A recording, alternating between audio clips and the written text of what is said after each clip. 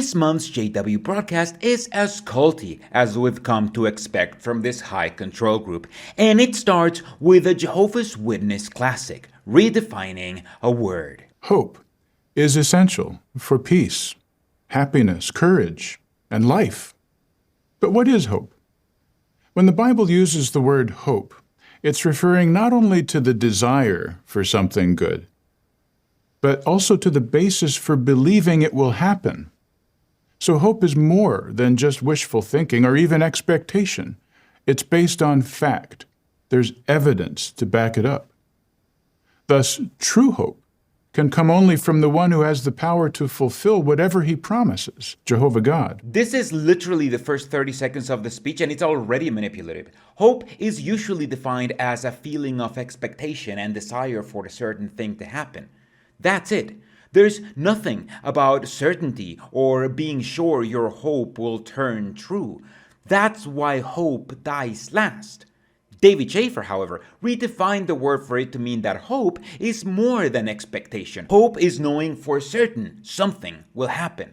And if that's what hope is, then the only one capable of giving hope is God, because they made up this definition to make this false equivalence. Why? Well, so they can tell Jehovah's Witnesses what they always tell them. If hope is related to God, then the only way to get hope is by doubling down your indoctrination into the cult, as they go on to say outright. When we're facing challenges that threaten our hope, we should ask Jehovah for guidance by means of His Holy Spirit. And then, with the help of the publications of the Faithful and Discreet Slave, we should meditate carefully on how the Scriptures are being fulfilled. It can be difficult to find time for this in these hectic days. There are so many claims on our attention, so many things to know and do. But what you take into your mind is vital to keeping your hope alive. It's so funny to me that they always seem to try and give you the lesson in a covert way, but since they think they're speaking to idiots, they also just go on to say it outright. And in this case, it's what we always expected. If you want to have anything positive in life, in this case, hope, the only true way to get it is also the solution to every problem when you're in a cult: more indoctrination. And they follow it up by the only other technique they know: fear-mongering. The humanitarian crises facing mankind today could make any one of us feel anxious. Experts in fields of technology, finance, and government have found it necessary to coin new words to convey the gravity of the situation. In 2023, the word polycrisis began to soar in usage. A polycrisis refers to many global threats happening at the same time. The overlapping of health emergencies, climate change wars, forced migrations, natural disasters, and economic collapse, all happening simultaneously. A polycrisis could throw a person off balance spiritually. But as students of Jesus' sign of the last days, we have fully anticipated that there would be many serious problems facing mankind at the same time and on an unprecedented scale. But isn't it interesting that the world itself has seen fit to come up with an expression that adequately matches what we are going through? Whether they realize it or not, they're acknowledging that Jesus' words are being fulfilled. This is exactly what cults like the Jehovah's Witnesses do in this very intellectually dishonest exercise of fear-mongering. They take literally any term used to describe a problem in our society as proof of the last days, without even stopping to figure out what it all means.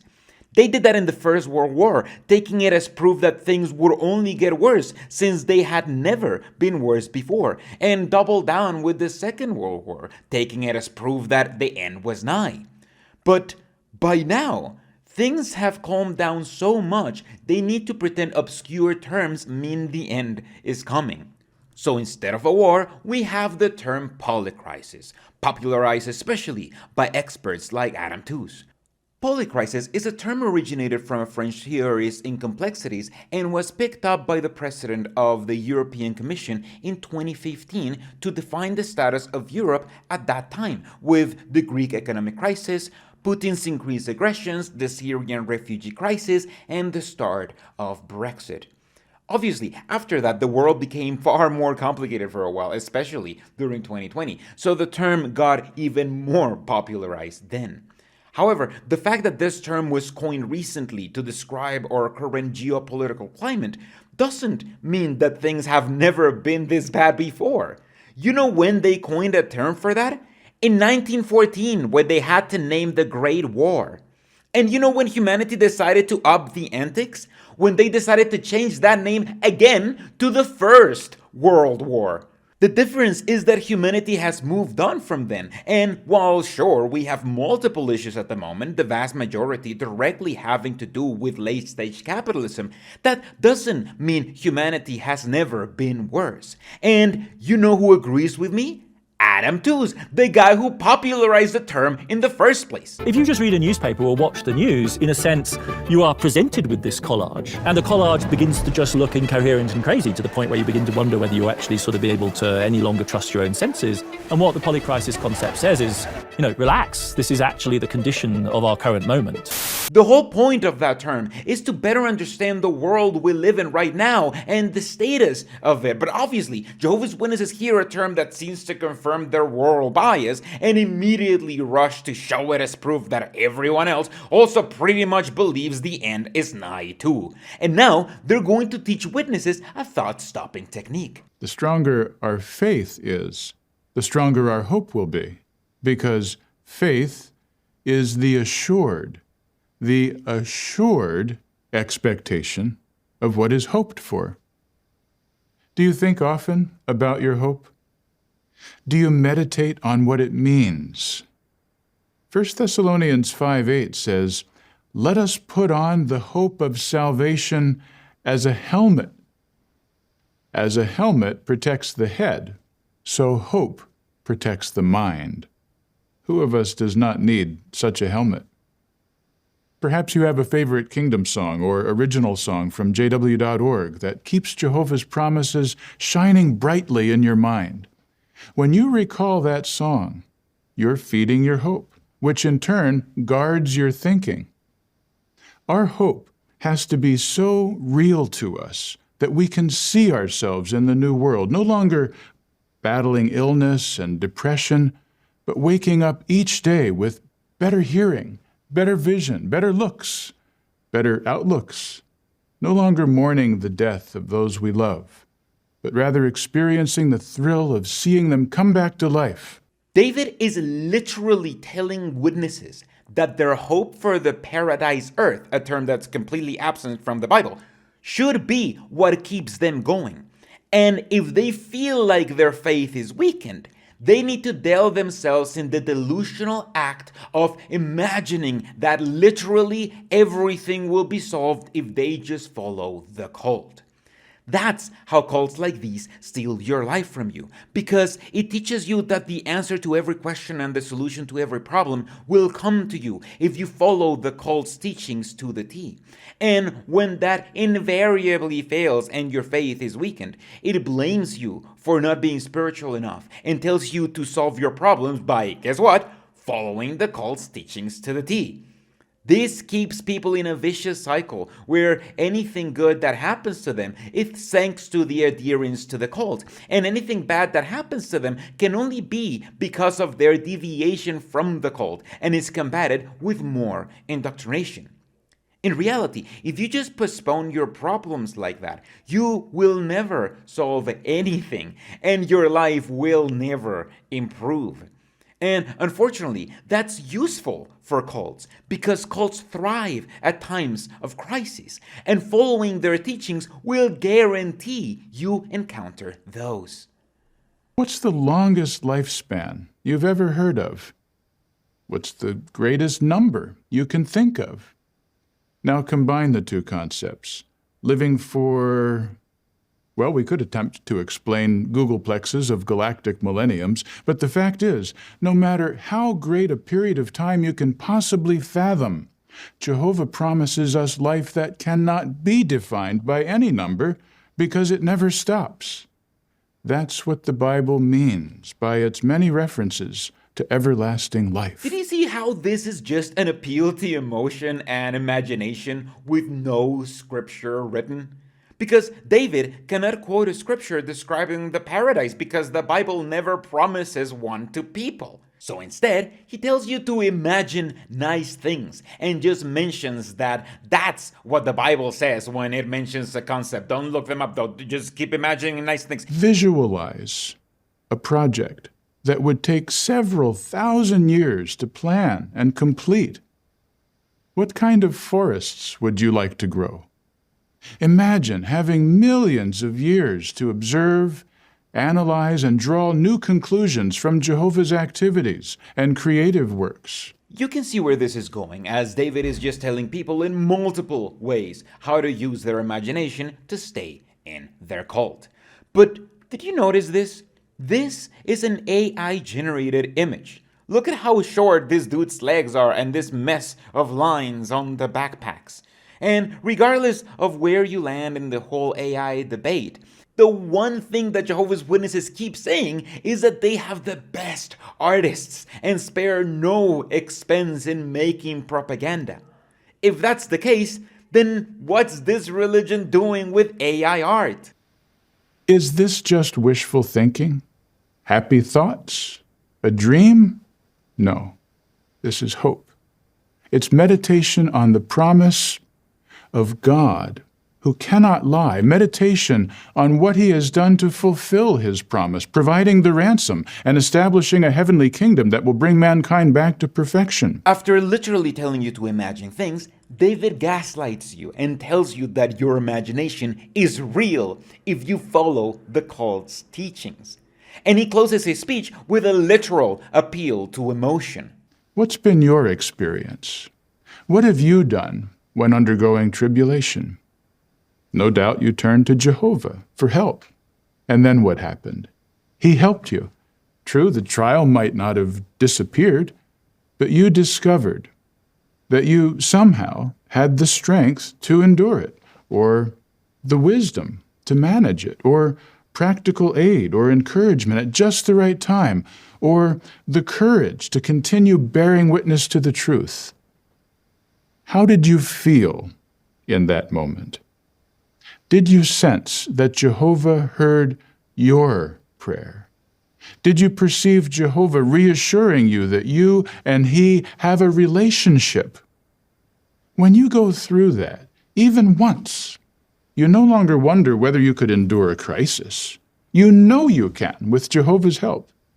That is hope. Not simply a desire for something good, but the basis for believing it will happen. Yes, you've gone through bad times, but you haven't died yet, have you? And if you're prone to believing in God, then you know that can only be explained by one. This is a ridiculous appeal to emotion and to personal experience that literally begs Jehovah's Witnesses to consider the hardest times when they thought about the cult and tells them to relate the fact that they're no longer in that situation to Jehovah himself. If a cult can convince you that the key to happiness is following them, you will do anything they say. And when that fails and you aren't happy, well, that's a great time to sell you happiness, isn't it? But while the speech is over, the fear-mongering hasn't stopped. We began to hear a lot of noise outside. When I came out, I saw volcano fire. I saw many people running. I was the only grown-up at home at the time. I was very afraid because it was my first time seeing such a disaster. Before the war, we had many things, but it became worse in July 2017.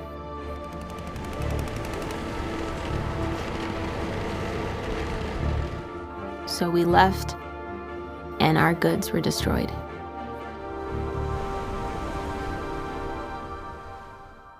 When we heard that there would be war at our village, people were very afraid. We didn't take many things, and we went to Uganda. In the morning, we were informed that our house was among the houses destroyed by the volcano. This news affected us very much because when we left, we took nothing. So we lost everything. When we were running away, my father said that we must go to the beach to look for a boat.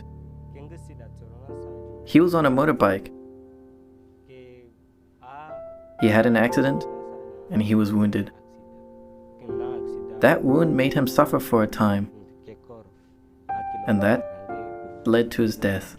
This is a series of clips from two different Africans who were affected by local conflicts. And again, it isn't here to teach you anything about God or the Bible. This is here to fearmonger Jehovah's Witnesses. For Jehovah's Witnesses, every single example of conflict since over 100 years ago represents a sign that the end is near. They never describe why wars or conflicts happened, of course. What matters to them is that it happened. And if it happened, then they can use it to perpetuate the narrative to their followers that everything is always getting worse. Even if they've been saying that since literally the First World War. That's why the dad who died a hero doesn't even get a name. His name isn't important. His actions weren't important. What is important is that he died, because that's the part that Jehovah's Witnesses can use to fearmonger. In this episode of Our History in Motion, see how theocratic building projects show evidence of Jehovah's blessing. What? See how theocratic projects show evidence of Jehovah's blessing? This is an insane retelling of story that gives evidence of the existence of God, because buildings and books. Let's debunk it point by point. To advance true worship and spread the good news, Jehovah's people must build. Theocratic building projects strengthen our faith and feed our hope. How? Let's see in this episode of Our History in Motion.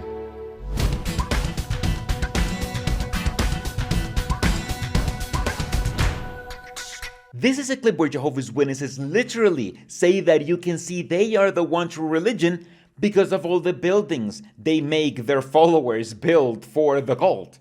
That's it.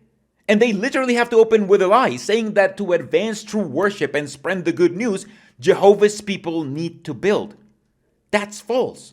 The closest we get to a record of Christians' buildings to worship in the Old Testament is that one time that some guys broke the ceiling of a house to get a sick person close to Jesus. And did you notice how I said house and not kingdom hall? That's because Jesus and early Christians did worship at homes, not at buildings. If Jesus didn't need dedicated buildings, why would God's true religion need them now? It's almost like God's true religion is actually just a corporation disguised as a religion. As the significant year 1914 approached, the Bible students, as we were then called, prepared for an all-out preaching campaign to publicize the long-hoped-for fulfillment of Bible prophecy. That was because they believed the end would come in 1914, but let's continue. So in 1909, C.T. Russell moved world headquarters from Pennsylvania to Brooklyn, New York. Two newly purchased and renovated buildings, renamed Bethel and the Brooklyn Tabernacle, accommodated the increased workload. At the time, though, some thought the preaching work would end with the birth of the kingdom in 1914. Little did they realize how much work remained to be done. Russell and the people who believed Russell believed this stuff. Those are the some who believed the work was going to end in 1914. It's almost like they don't want to tell you the full story. Opposition to the kingdom work sparked by World War I peaked with the imprisonment of 8 responsible brothers in 1918. Combined with the wartime shortages of supplies, it appeared impossible to continue operations in Brooklyn. The Brooklyn Tabernacle was sold. But efforts to sell 124 Columbia Heights failed. Jehovah had plans for it. The 1920s saw a renewed zeal for the ministry and consequently a massive increase in the publication and distribution of books and magazines. This is a common thing Jehovah's Witnesses do. Whenever something ends up working out, even if it doesn't work out eventually, that was Jehovah acting right there. Apparently, when the governing body tries to do something and fails, like selling these buildings, that was just because Jehovah didn't want that. But wouldn't that mean that they were going against what Jehovah wanted originally? Why can't they be blessed with knowledge to make the right decision of, say, not sell those buildings, even if it seems like the market is perfect for it? No, instead the theology is that the governing body constantly goes against what Jehovah wants, and Jehovah has to keep stopping them over and over again. Rather than using commercial printers to produce our literature, the decision was made to print it ourselves. This required an expanded presence in Brooklyn.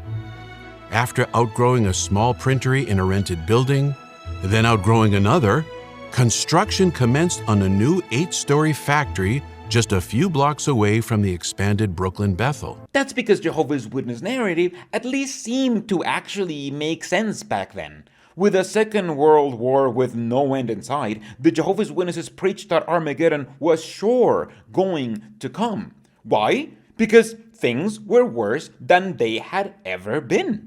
And although they were obviously wrong, Jehovah's Witnesses have never stopped preaching that things are worse than ever as a sign of the last days. Because instead of admitting that they were wrong, they now try to gaslight people into thinking that things have only gotten worse since the Second World War, which is untrue in almost every metric. However, back then, the Second World War seemed so unprecedented and apocalyptic that the Jehovah's Witnesses almost seemed right when they preached that the end was nigh. And unlike now, that rhetoric definitely made them able to indoctrinate people because it made sense. But that is nothing compared to what the next minute is going to do retelling history. Just over a decade later, during World War II, Hitler had built his infamous concentration camps, and persecution of our brothers increased around the world. Despite that, the number of kingdom publishers doubled during the war. Jehovah knew this was no time to slow down.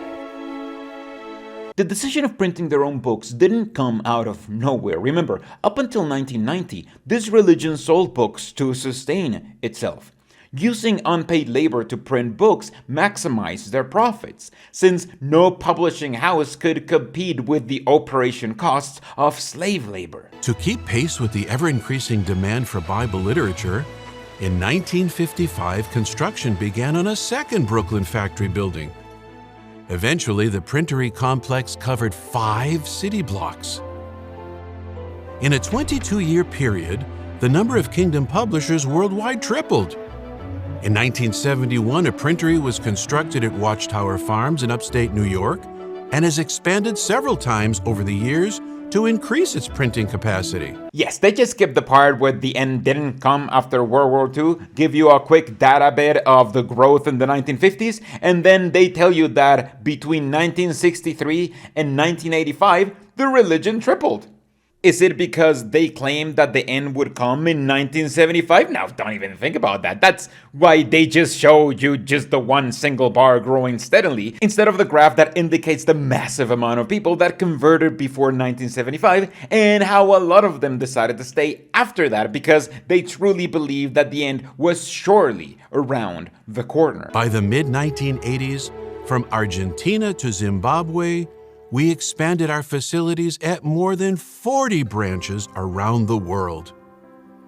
As stated in the January 1st, 1986 Watchtower, there appears to be no end to the modern-day expansion. Jehovah's organization is building for an eternal future. And that was true back then. If you look at the growth graph that they keep not showing you in this presentation about their growth, this religion peaked during the 90s. And although I haven't been able to prove it, I suspect that's because a lot of people believe that the end would surely come before or with the beginning of the new millennium.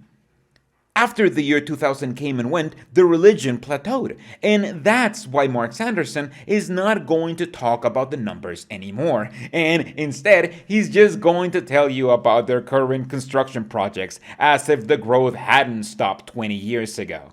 Currently, in Africa, 13 branch facilities need to be enlarged or renovated. Over 50 approved remote translation office projects are being developed.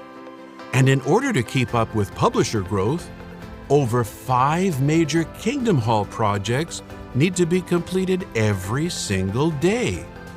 We are producing more videos, all of which feed our hope. That means we need more studio space. Since 2015, studios have been constructed in the United States, Canada, Britain, South Africa, and most recently, Australasia, where the good news according to Jesus is being produced. And coming soon, the new media center at Ramapo, New York. We have overwhelming evidence that Jehovah directs his people's building work. So we can be confident the good hand of Jehovah will continue upon us as we build for an eternal future. And all of these represent degrowth in the religion, since movie studios need fewer people to operate than massive book publishing companies making the most published magazine in the times when people read magazines.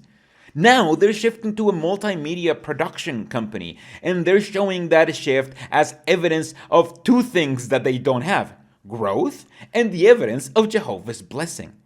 Mark doesn't even have to make the false equivalence outright. He has successfully primed Jehovah's Witnesses to believe building stuff is evidence of God, even if there's no record of early Christians ever coming together for even a single building project. Why? Because this religion has shifted from a book publishing company into a real estate one. And the constant cycle of having volunteers build you buildings that you can sell after they have paid and maintained them is the main way this religion makes money nowadays. Mark Sanderson is going to continue gaslighting his followers because he's also in the next segment of the show. Because apparently, he's the one who's leading the leaders. Well, now the Bible doesn't record the prayer that Shadrach, Meshach, and Abednego said. But when you listen to their words, do you hear their calm? Do you hear the tranquility in their voices? There's no panic here. There's no terror. They speak confidently and calmly with full trust in Jehovah. Well, as you look on to verse 19, you'll see that Nebuchadnezzar becomes furious at this. And he has the furnace heated 7 times hotter than normal. Verse 22 says that when the king's command was so harsh and the furnace was so hot that the men who were to throw Shadrach, Meshach, and Abednego in, they were all killed because the furnace was so hot. Brothers, this is real. This is real persecution. This is real fire. This is exactly what Jehovah's Witnesses and other fundamentalist religions do. They take a text as literal because it's in the Bible and believe everything in it are actual events depicted down to historical detail. That's obviously rarely the case, since that's not even how they told stories back then. The Book of Daniel is a great example of that. Written 200 years after the fact, it was written during a period of intense persecution for the Jewish people, depicting several fictional stories as a source of encouragement during that oppression, emphasizing the divine sovereignty of their God and reminding them of the, by then, fairly recent addition to their doctrine of worshiping only Yahweh and not using idolatry. That's why it ends with apocalyptic hopeful visions, to give hope to Jewish people in a time of need. The Jehovah's Witnesses don't know or care to know about all of that context. And that's why they look at the book and they're like, yes, Nebuchadnezzar heated up the oven to be 7 times hotter. That was real and actual fire burning exactly 700% hotter than usual. When in reality, that's neither how ovens work, nor what it was meant to represent. 7 is a symbolic number used for completion, and in this case, it means the oven was as hot as it could have possibly been in the story. It's the story's way of saying they cranked the oven up to 11, an oven that only exists in this fictional story. And all of this is just so Mark Sanderson can pretend this is about using the peace that comes by surrendering yourself to cult indoctrination, as he'll make explicit. Well, the same is true in our modern times. In the 1975 yearbooks, A Beautiful Experience, about our dear brother Daniel Sidlick, who served on the governing body. He was jailed because of his Christian neutrality in 1944. On his first night in prison, he was lying on top of his bunk, and he was listening as the steel gates, he says, like rumbling thunder, rolled to a close. One by one, the sound of those gates came closer and closer until his cell gate quivered and then rolled slowly shut. He said, suddenly, an overwhelmingly sickening sensation swept over me, which made me feel trapped without a way out. Then, just as quickly, followed another sensation equally overwhelming, which made me feel great peace and joy, the kind of peace that the Bible speaks about, the peace of God that surpasses all understanding. Isn't that wonderful? This is a unique Jehovah's Witness belief that I don't think I've talked about in the channel before. Cults often groom and indoctrinate members, teaching them a specific belief, which may normalize violence or frame arrests as persecution for their righteous cause. Plus, cults isolate people with an us versus them mentality, often promising them that martyring themselves is the ultimate way to ensure the best afterlife, or any afterlife at all. All of this allows cult members to successfully detach themselves from their actions or the consequences for them. Now, that doesn't mean that every cult member will experience this, despite what Mark wants his listeners to think. Every cult member is, despite what the cult tells them, different, and may react differently to different situations. That's why cults like these highlight these stories as stories that happen to a particularly spiritual individual. This not only blames cult members if they don't get to feel this peace, it also encourages them to lie about it later to seem more spiritual, or even to repress their fear themselves. So when this religion talks about this kind of peace, they're referring to a very common occurrence in cults like them that use the promise of this feeling of peace as bait to keep members indoctrinated and compliant. Now all they need to do to wrap up is fearmonger members into believing that they will need that peace soon, so they better follow the cult as closely as they can, as Mark is about to do. Well, now in Russia, what do we see? Our brothers are facing armed and masked men, breaking down their doors of their homes, doing home searches, breaking up meetings, court cases, imprisonment. But there are so many wonderful experiences of how Jehovah has given the peace of God to our brothers.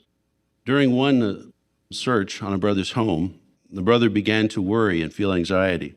He prayed to Jehovah, "I don't know what to do. Give me advice."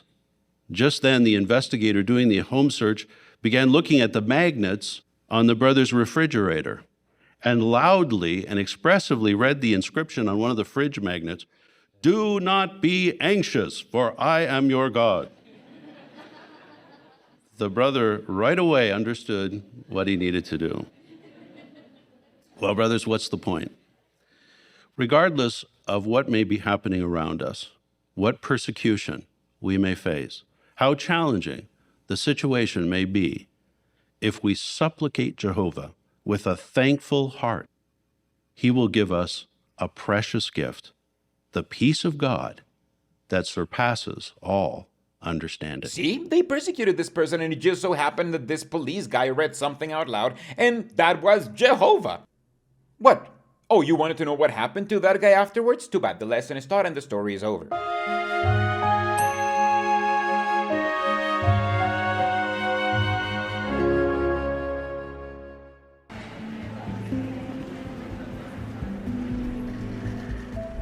Respect. Sometimes we work so hard to show it,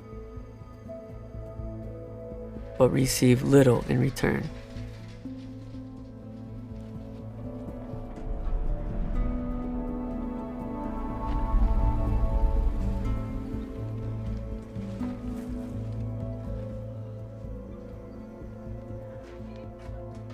The question is, does it really have to be that way at home?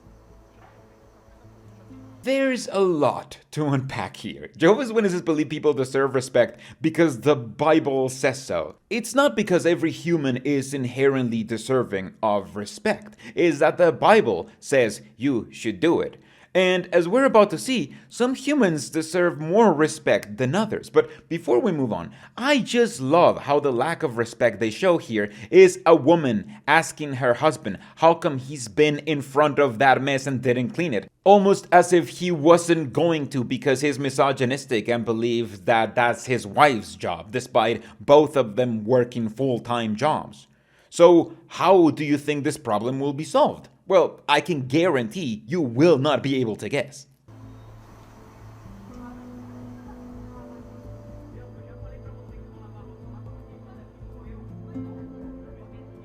We might need to change habits that we learned growing up.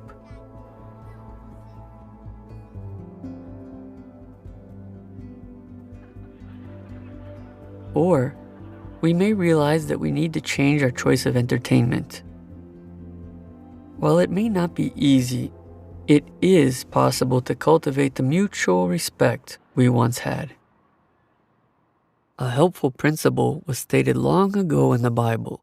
Just as you want others to do to you, do the same way to them. That's right. If you're struggling with respecting your partner, that's probably because of the shows you're watching. And it's obviously resolved by turning off the TV. This is more rooted in reality than you realize. The Jehovah's Witnesses' beliefs are so irrational and uncompelling that most Jehovah's Witnesses are told to imitate others, both in the Bible and in their congregation, to be more like the ideal Jehovah's Witness. Since they're only imitating others and since they're isolated, Jehovah's Witnesses also end up imitating what they see on the TV, thinking that that's how the world works, since that's the best way they have to interact safely with it. That's why Jehovah's Witnesses are constantly told to monitor their choices of entertainment, because their faith and beliefs are so weak and unfounded, even the TV can trigger doubts in their mind. Husbands especially need to feel respected.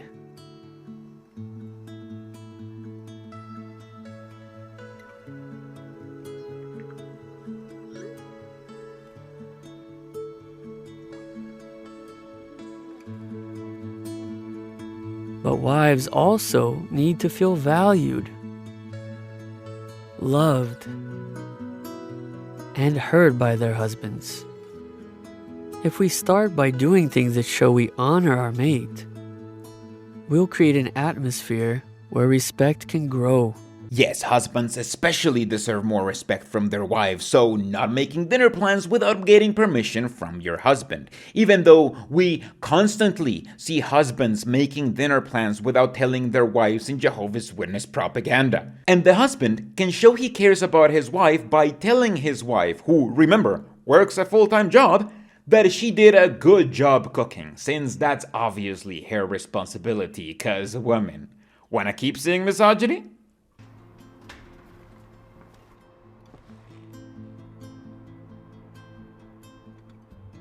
Think about everything your spouse does. Both the big things and the little things. To take good care of your family.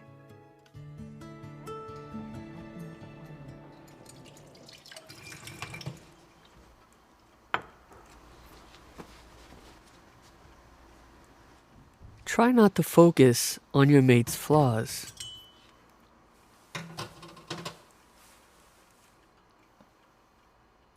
Commend more than you criticize.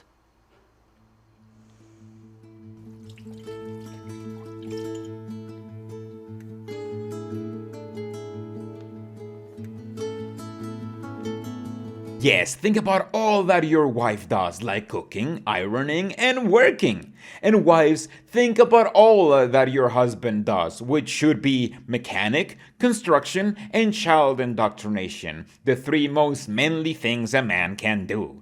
So if your husband washes 3 cups once in your marriage and is such a baby that he cannot even do that right, don't complain. Reward him like a woman by preparing food for your husband. So when I saw my son for the first time, I saw his big eyes open. I just thought, Jehovah, what a blessing he's given to me. I couldn't believe that this was our boy. It was overwhelming. When I was told that Jaden is autistic, I didn't know what it was.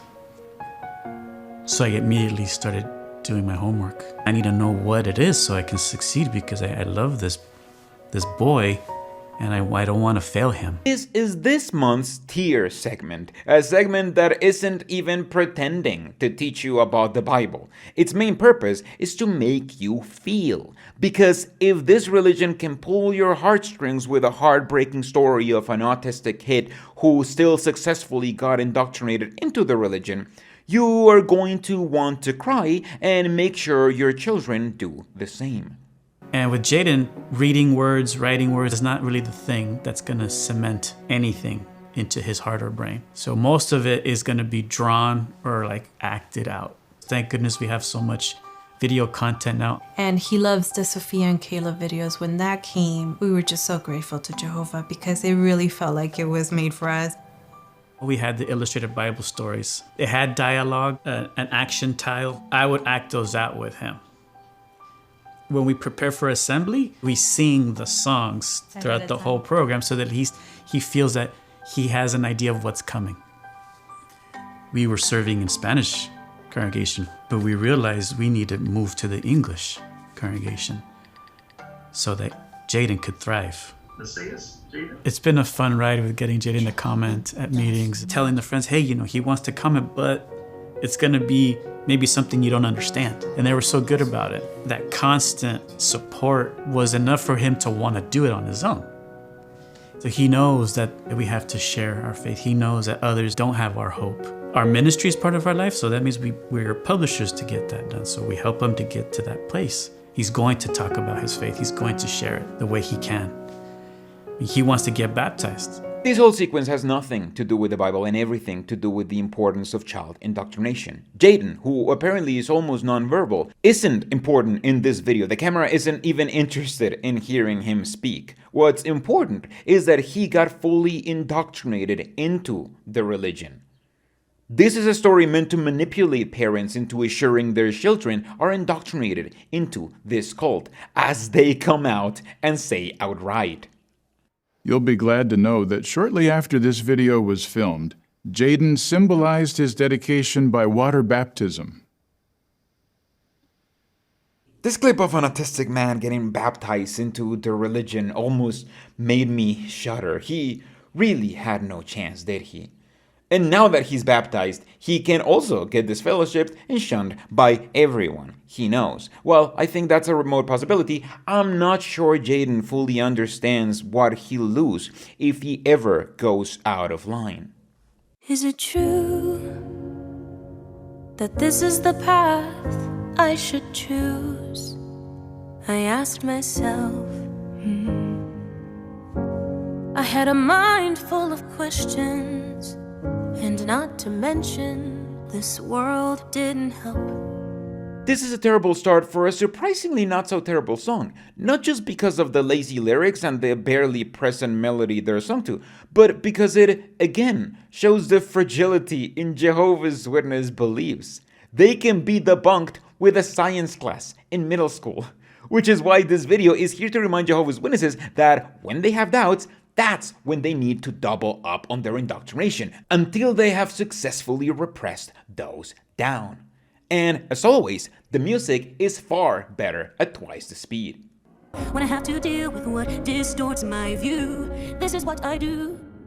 I feed my faith and starve my doubts. I beg Jehovah, help me out to feed my faith and starve my doubts. And he answers me by giving me what I need to feed my faith, to feed my faith. I can see that the devil tries to blur the lines of right and wrong. But I won't be complacent, thinking I can face this on my own and be strong. So I look away from what misleads, I'm not deceived.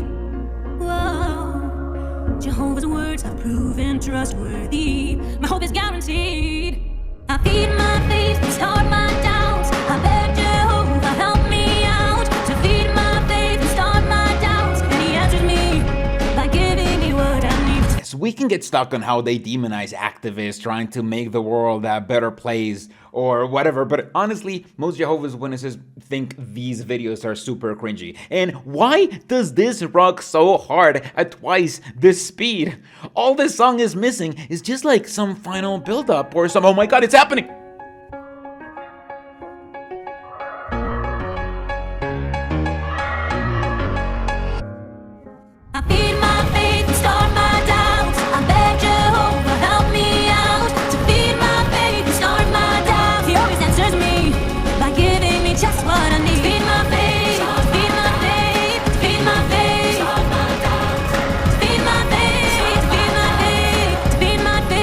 My faith, feed my faith, feed. Sorry about where were we? Oh, yeah, Jehovah's Witness is bad. I forgot. But come on, you gotta admit they ended up with a banger. And while I could go through how the whole song's message is just to gaslight you into believing your view is the right one and to demonize doubts, I have never met a single Jehovah's Witness that even liked these songs in the first place or listened to them more than the one time, let alone played a significant role in their indoctrination. So instead of wasting my time debunking it point by point, I just want to enjoy this for a bit. And after reminding Jehovah's Witnesses that the religion also exists in El Salvador, JW Broadcasting finally comes to an end. And what a broadcast we had, from redefining terms fit their narrative to fear-mongering and child indoctrination, all sprinkled with a bit of misogyny and cult manipulation on top. This was a very culty broadcast. And if Jehovah's Witnesses paid half the attention we do to these broadcasts, they might even realize how none of this makes any sense. But alas, that's what this channel is for, to offer an alternative narrative that hopefully makes more sense than this boring, manipulative, and repetitive cult propaganda. Thank you so much for watching, especially these guys right here, and you can join them with as little as $3 to watch a couple of extra videos, have access to downloadables, and watch these videos in advance, plus asking me questions like L, who asks, sometime in the last 5 years, where JW is instructed to be more welcoming to worldly family members. My family avoided associating it with me for decades, but now I'm being love bombed. After years of being told I had a foundation of sand, suddenly I'm told I'm a good person. Jehovah's Witnesses are not like super consistent when it comes to shunning. So every now and then there will be a speech that is like, oh, you know, you should make sure that you shun people. If you have some, they come back to the religion. You should try to encourage them. So then they're like, oh, that's my time. It's my time to do it. And then they remember that you exist because they called, like, kind of gave them permission to do that. But no, as far as I can tell, since the last time that they started releasing this little pamphlet of Come Back to Jehovah, they haven't done anything to bring inactive people back.